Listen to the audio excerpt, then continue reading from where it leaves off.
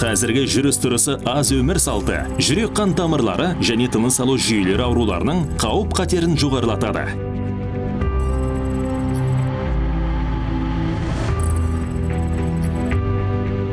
Елімізде болатын барлық өлімнің 84%-ын жұқпалы емес аурулар құрайды.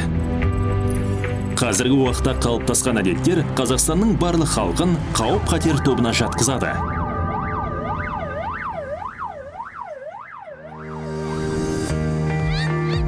Тұрақты дене белсенділігі жұқпалы емес аурулар қаупін 27%-ға төмендетеді.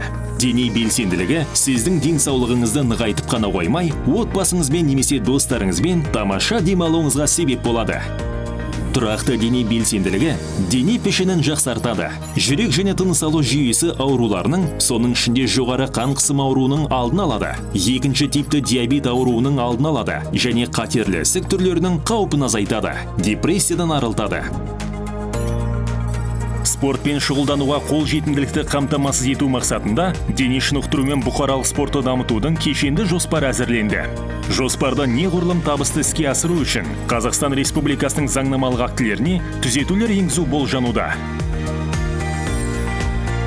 Әр азаматтың дене шынықтыру мен спортпен шұғылдануы салауатты ұлттың кепілі.